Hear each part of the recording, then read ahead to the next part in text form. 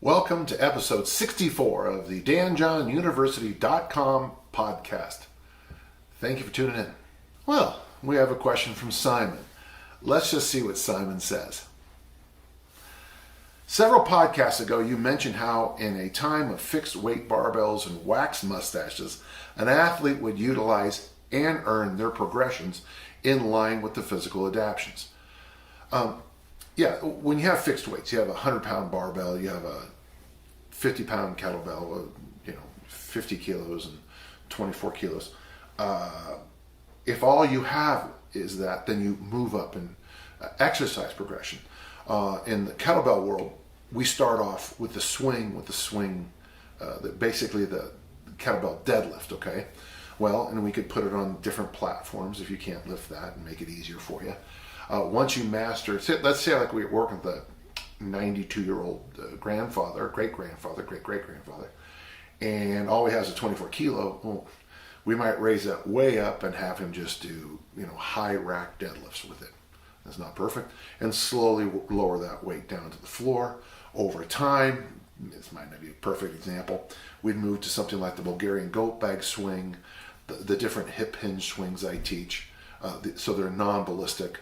Over time, we'd move to the kettlebell swing, and then maybe the kettlebell clean, and then the kettlebell snatch. And if you got a 92-year-old kettlebell snatch in the 24, you're doing pretty good. So it's movement progressions as you master the load. His question: at a time when many folks are training with limited equipment access, I would be very interested on your thoughts as to the application today, particularly with a barbell and one or two kettlebells, as this seems to be what many have available. It's the same idea with the barbell. I'm actually thinking about a program I got from an Iowa State throws coach back in '79, where we'd have to go the reverse on it, but like you have a barbell.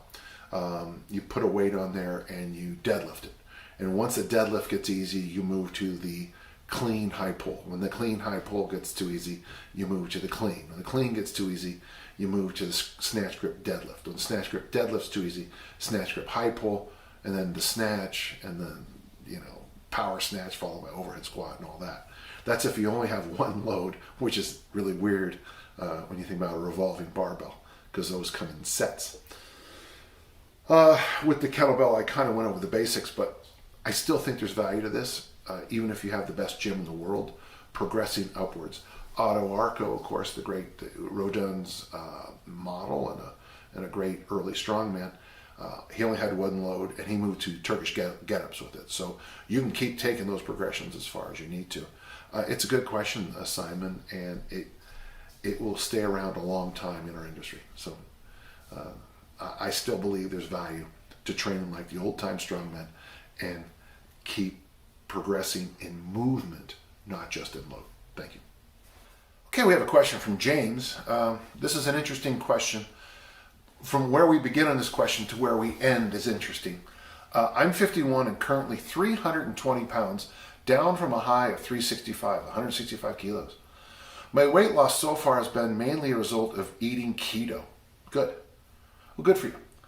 I find that by eating low carb, I can actually feel a big reduction in inflammation, particularly in my knees and hands. I'm also less hungry than when I eat high carbs. Yeah, James, it's not the first time I've heard that. I've been to workshops where people have talked about keto and what it does for all kinds of issues. Now, the second I talk about diet on this podcast, the lunatics are to come out screaming. But I got to tell you, God bless you for losing 45 pounds already, and let's hope this continues. I want to do easy strength for weight loss, so this is since this is my primary goal. I watch your very informative video. Thank you for putting informative as an adjective on this topic a couple of times. I am going to do this fasted. If I'm going to do this fasted as suggested, I will have to get up an hour or so earlier on my work days. This would mean getting up by 4 a.m. so I can get the workout in before getting ready to work. Would it be better to sleep in and not worry about doing the workouts fasted, or go with the schedule? The rest of my daily commitments would prevent me from doing the workouts fasted any other time. Well, James, in your case, especially since you're doing keto already, in a sense, you are coming in fasted 24 hours a day. You know, you're fasting from carbs. Let's put a little asterisk on this for you. Get the workout in when you can, but you know, obviously, if you're working at night, how you deal with caffeine is how you deal with caffeine. Maybe I can't recommend it necessarily, you know, because I don't want to interrupt your sleep cycle. But if you get the strength workout in, and by the way, whatever you can get in, followed by the long walk, and at your body weight, the load of your body weight is going to be enough for the walk. One thing I do want to remind you of, something I have discovered: when you go from 365 to 320, you're 45 pounds lighter. Okay, so when you were walking before, your body was really struggling because of the load. Now you're at 320, you're going to find that walking gets easier and easier and easier. I really would like to have you have a heart rate monitor on you, and I would probably stick, maybe strive to keep your heart rate around 110 for a while. See what you need to do to keep your heart rate walking at about 110. What I did was I took Maffetone's number 180, and then I took 10 off because you're where you're at. And let's see what it takes, what pace you have to do to get about 110. And I'd like for you to be at 110. So if you have to add load to get there, great. If you have to slow down to get down there, I think that's great too. Your health and longevity are my two biggest concerns, so let's do this right. Thank you. And good luck to you on your journey. Would you mind, James, keeping me informed on how it's going? Thanks so much. We have a question from Mike. My diet isn't the best. I got to stop right there and say, are you in a facility that doesn't allow you to make your own meals? I eat out of a lunchbox, and my work has no microwave or stove, just like my father when he went to work. So it's mainly always a cold lunch. I'm a hard gainer, he puts on quotes as they say, and I have trouble gaining weight. My diet consists of sandwiches, and I'm aware deli meats are terrible for you. Do you have any suggestions of what I can bring in for a cold lunch and still maintain size? Yeah, the first thing I do is I go to the store and buy a thermos. If you know the movie The Jerk, I'm picking out a thermos for you. Okay, sorry. But I would get a thermos, and I would load that up with stews or soups. And it will stay warm enough during the day, so you're not going to have, it might be lukewarm, but it'll stay on the warmest side. The nice thing about stews at work is that you're getting a lot of vegetables and generally some good meat. Yeah, on the sandwich thing, why not? You know, when I was teaching, I used to always have sprouts, alfalfa sprouts, essentially. Alfalfa sprouts, thinly sliced tomatoes. You can put onions if you don't do a lot of interpersonal work. Yeah, and again, deli meat's not the best in the world, but it's still better than a lot of things. So if you put in and you might not spend a little bit more money, but you know, I like the turkey breast slices and a cheese. So turkey breast, a cheese, alfalfa sprouts, tomato, onion, whatever you can get in there. Make your sandwiches this thick, not this thick, and that'll help you a lot. I want you to think about that thermos idea, because if you had two of them and you revolved them through, you could really make some positive things on your total nutrition. It's a good question, and I shouldn't have made fun of you at all, because I've been there. I've been in a situation where I've had to take food to work. Dick Notmeyer used to always tell me I should just take cans of tuna and a can opener and a fork, and I should eat that at lunch every day. And I tried it a few times, and I have to say it does make people not want to eat lunch with you. So you can also do that. Maybe spend a little bit more time in the vegetable section looking for pre-cut vegetables, and you can always toss those into a bag, or just do what I do and bring the bag. When I coached, I had a refrigerator, and every Monday I would bring in literally bags of groceries. I would snack on fresh green beans. I had a couple of pounds of salad in there. I had different dressings in there, and I would eat very large lunches, lots and lots of vegetables. A fair amount of other stuff, obviously, but really vegetable-focused lunches. Man, that was some good stuff. You might not be able to do that, but that's just one idea also on top. Good luck to you, Mike. You're not alone out there, okay? All of us deal with this too. Thank you. Got an interesting question from Jim. I just finished the Maffetone 2-week test. I lost 10 pounds the first week, 2 pounds the second week, only about 1.25 inches off my waist, but my man boobs went down a cup size or two. Thank you, Jim, for that mental image. I was wondering if these results are typical. By the way, I sent this question to Maffetone's website and got no response, which makes me think that maybe that's why you get so many questions about other people's programs. Other people don't respond, and you do. Yeah, I've noticed that a ton. How many questions I get about Pavel's programs? I'm not Pavel. I don't do his programs, but I have to answer the questions for him. It's like, how'd that happen, you know? I'm surprised Maffetone hasn't answered. It seems to me that he has a bit of an organization. But yeah, actually, and I think for your long-term health, Jim, losing the man boobs. Now, this is just what I've been told, so I'm certainly no expert. But the man boobs are really an issue for long-term health problems for men.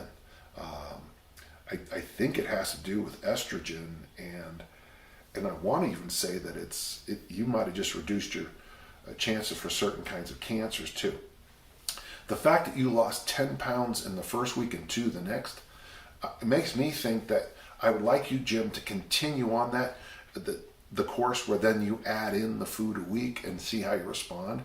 You're an absolute 10 pounds in a week, man, in eating all you want and just eliminating food would tell me that you're an absolute responder for the kind of that induction diet is. You know, Atkins called it the induction diet.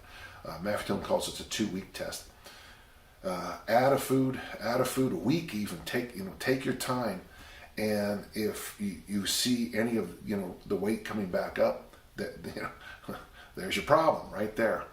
Wow, I just congratulations to you for such success. That's really impressive, and from what I understand, I think you might be very happy that this came down a little bit.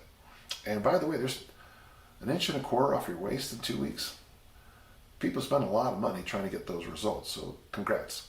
And thank you for the question. And if you do have Maffetone questions, I'm fine with answering Maffetone questions, Steve Ilg questions, and anytime. It's some of the other questions. I mean, I answer a lot of Jim Wendler questions, and I'm fine with that. But you just have to understand sometimes, I think, Jim, I think people miss the point, is when I publicly say I don't like something, and then people keep asking me about it, it does. I guess it pushes that lever. That kind of upsets me. And I mean, I'll still answer them anyway. But it's like, how many times do I have to answer the same question about one-hand swings, lunges, heavy Turkish get-ups, jumping out of planes without parachutes? Okay. Thank you.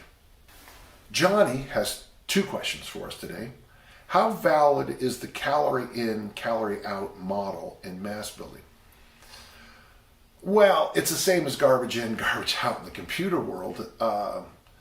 Yeah. By the way, it's called the bathtub model. The faucet is the calories and the drain is the calories out. And what you're trying to find is an equilibrium somewhere. And that's all true, except when it's not. The body is much more complicated than that. All kinds of things can influence how you look. With the new research on the gut biome, we're now discovering that some people are born with guts, with the flora and fauna inside their belly. They can eat terrible and look like gods and goddesses. And then the person next to them can, because of taking too many antibiotics or just being unlucky with a few other things in life, has to watch every single calorie. And then, of course, there's the hormonal side of this. So gut biome impacts calories in, calories out a lot. Hormones impact it.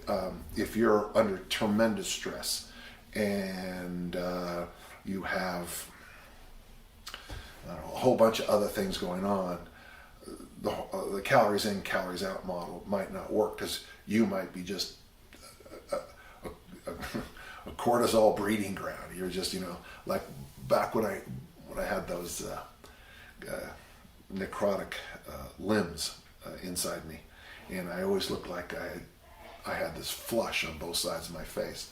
That was just cortisol. You'll see it on some people when you go to like Disneyland or whatever. You'll see these big red rashes back there. That's a sign.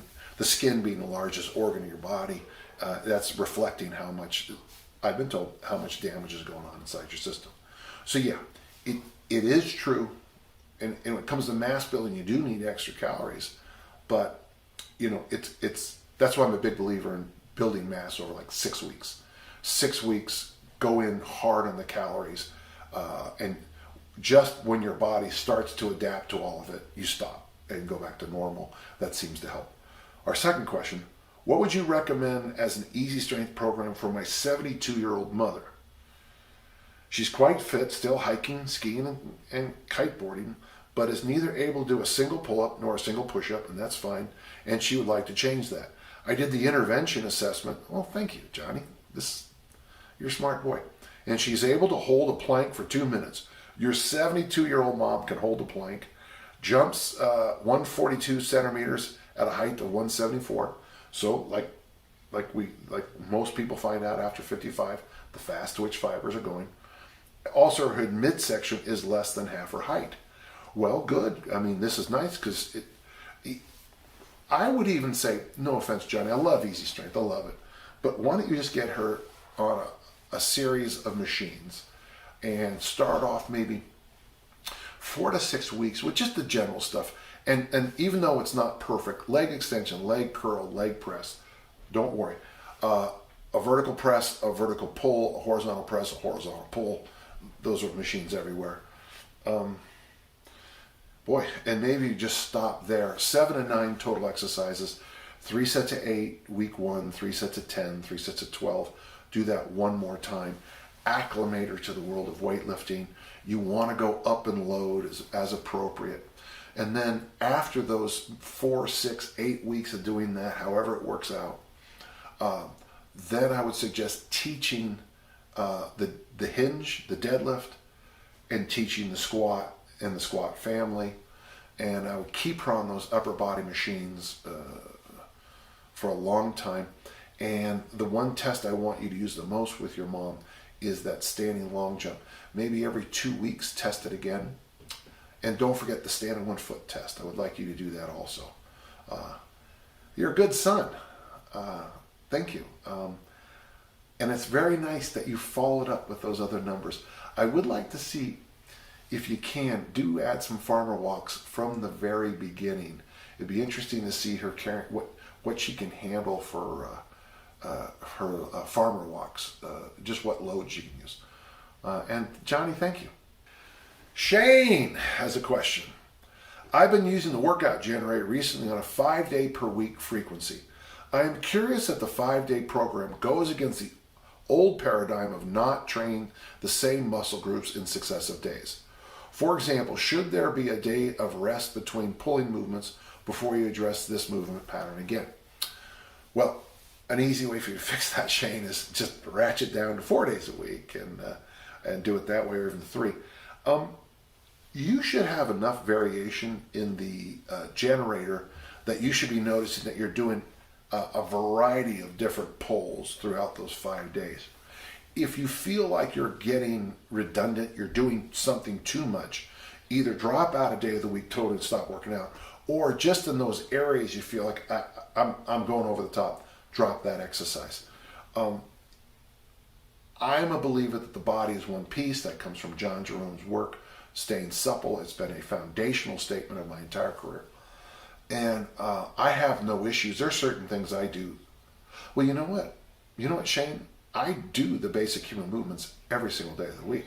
I push, pull, hinge, squat, loaded, carry every single day of the week. There are days where I certainly, like Tuesday with buns and guns, I mean, I take the hinge movement very serious on that day. I squat in my warm-up every single day. My serious squat days, would be Monday, Wednesday, Friday. My serious press days would be Monday, Wednesday, Friday. But I also do a little bit of pressing on Tuesdays and Thursdays, a little bit of squatting on Tuesdays and Thursdays. So you might just want to back off the load and just enjoy the movement, or drop the days out. I like the idea of, if you're going to train 5 days a week, train fully 5 days a week with a body part focus every day and get the movement in as much as you can. Thank you. We have a question from Todd. I have been trying to adapt some workouts to the weights I have available, and I'm curious if you think Olympic lifts, deadlifts, and squats are worthwhile with lower weights. Well, I know that squats are. The Olympic lifts with lighter weights, where you do the high reps, man, you got to be careful when you're doing garbage reps with ballistics.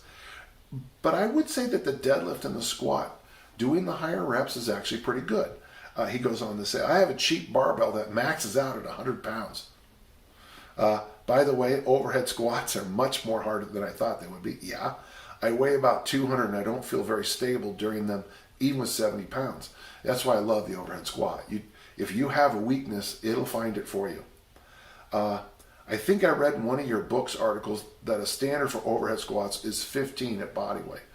Yeah, that's my top out standard. If you can squat your body weight overhead for 15, the weight room is not your problem.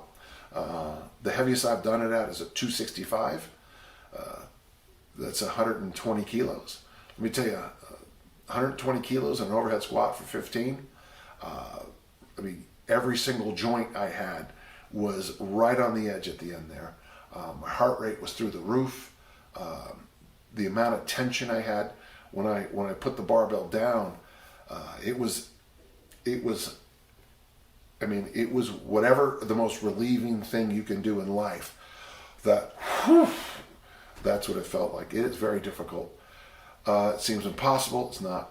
I have been mixing up weighted carries. I do one where I rotate a kettlebell around my body as I walk. You have to work hard to keep steady. Any reason not to? No. In fact, I'm a big fan of kettlebell juggling. When kettlebells first came out, we used to do that stuff all the time. I like the idea of it's passing the weight around. I like it very much. Todd, thank you. I felt like the way you typed this, we had a conversation, but I think you're heading in a good direction. Keep it up. Anybody who can only train with 100 pounds and is willing to do all kinds of fun things, I appreciate that. Thank you. We have a question from Brad. I've been using the workout generator since July and have seen great results. First, thank you. For those listening, go to danjohnuniversity.com, join up, and there's the workout generator, which is going to match you to the most appropriate workouts you might ever find. My question is related to training volume. I started with a 3-day per week program in July and have ramped it up to 5 per week training volume, which I just started 3 weeks ago. I've noticed that on the 12 rep week, which I'm in the middle of, I feel extremely fatigued and I'm starting to feel mild pains in some of my joints. I think you can already hear in the question your issue. You went from 3 to 5. It's not 100% more, but it's sneaking up on it. And then, when we go to those 8, 10, 12 reps, 12 reps is 50% more reps than 8, and that adds up. So you've added volume and volume on 2 sides. So I think that's the short answer right now, but let's continue. I'm a 42-year-old male. That adds one more thing, being 42. And would love some advice on how long you would recommend staying on each training frequency before increasing to a higher workout per week phase. I'm training for longevity and health, so I don't have any rush or deadline to do more. Brad, it might be an idea for you to do something like just a real simple, when you said here each frequency, my thought is days per week. Now, if I'm wrong, correct me and I'll come back to this. But it would be an interesting thing for you to try to do is maybe play around with something like 3 times a week, 4 times a week, 5 times a week. And maybe even play around and float it through, like do 3 weeks of 3 weeks, do 2 weeks of 4 days a week, do 1 of 5 days a week. And then at the end of that, 3, 4, 1, at the end of that 6 weeks, just kind of say, okay, what happened? Where do I feel? I got a little dicey on week 6, but then if we go back, we'll see that week 6 was all the 12s. So maybe in the future you go 5 days a week, the next week 4 days a week, the next week 3 days a week, and just play around like that a little bit. It'll give the workout generator a workout, but that might be something to think about. The other thing you could possibly do too is get out your yearly calendar and go, these are the 3-day-a-week months, these are the 4-day-a-week months, and these are the, maybe a total of 6 to 8 weeks a year, 5-day-a-week months. So that's where you kind of go for it a little bit. I train 5 days a week most of the time, sometimes 6. I'll throw in an extra workout on the weekend. But five days a week almost universally, and I've been doing that for a long time. But I also, my Thursday is that mobility day. So, if you're counting that as a workout, then I'm down to 4 days a week, sometimes 5. And that seems to work well for me. So one thought you might even have is if you do train 3 days a week, toss in a mobility tonic day somewhere in there. If you're going to go 4 days a week, for sure I'd add an extra one. And maybe if you're going to train 5 days a week, that 3 or 4 are serious training, and the other day you come in and you practice mobility, original strength, basic flexibility. I hope that helps. We have a question from Dave. Hi Dan, I'm 29, 6 foot, 200 pounds, good weight at 200. Current 1 rep lifts are deadlift 425, press 150, bench 235. I recently moved to Florida and took a job as a mason tender, a job I grew up doing but haven't actively done for 5 years.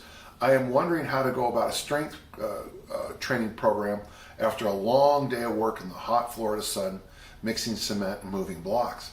Well, I don't think you have to worry about loaded carries, but why don't you, the easiest thing for me to say is use the workout generator, focus specifically on hypertrophy and mobility stuff, which it'll do for you, but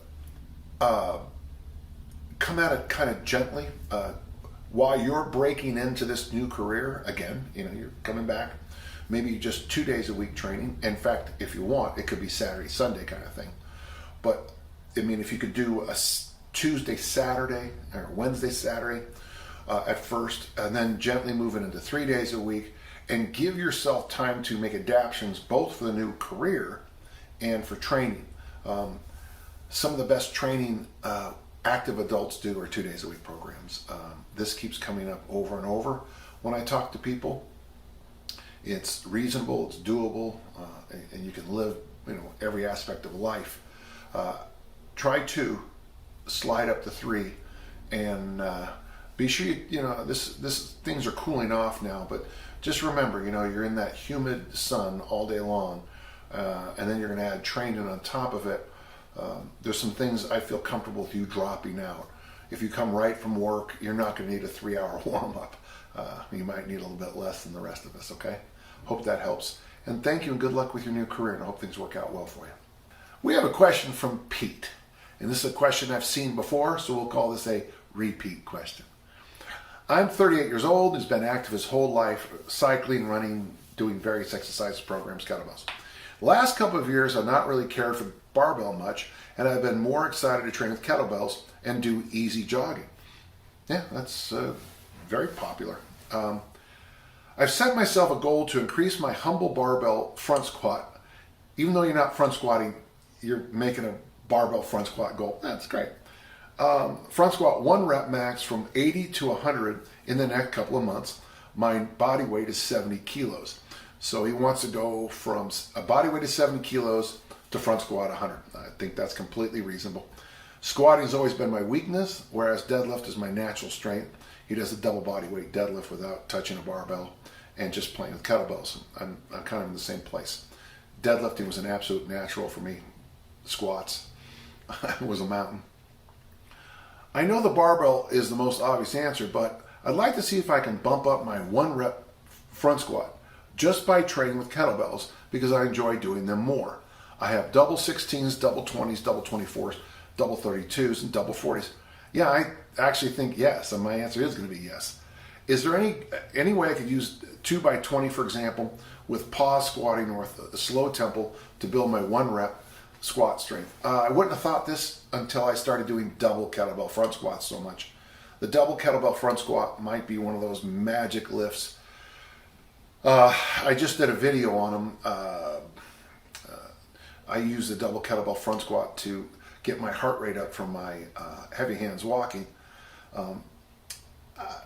Doing 3 sets of 8 with a minute rest gets my heart pumping, makes my anaconda muscles just blow up. It is easier on the wrists and the grip, and with the load down here, it seems to make a lot of other things, what I call the anaconda muscles, work harder. Yeah, so absolutely. You know, it'd be fun to see you play around with variations. I'm guessing 2 to 3 days a week you're gonna have to squat. In those workouts, you know, 2 to 5 sets of front squats in the beginning, 2 to 5 sets of, let's keep them high, maybe 8s in the beginning. You can certainly do 10s if you want to, but that's fairly high. And just get a lot of volume in. And I would have fairly strict time periods between sets, just so you can go back and look later on. And only judge a double kettlebell front squat load on the last set. That's a tough lesson to learn, but that's when you discuss load. You know, you might be you do those double 32s, and you might say, "Oh, this is easy for a set of 5," and then of course you get to the last set, and you know you're collapsing. Yeah, I think you, especially with those double 40s, I think if you can double 40 a set of, I don't know, 3 or 4, you should easily be able to pull to stand up with that 100K front squat. Remember though, that barbell front squat is going to be specific. You're going to have to make sure you have the grip, and you have to make the elbows up and all that other stuff. So you're going to have to do some barbell front squats just to practice the specificity of the goal. Okay? Good luck. I can't imagine you not getting it. Well, that wraps up another one. Remember, if you have questions, email me at podcast@danjohnuniversity.com. We'll do our best to answer each and every one. Thank you for listening.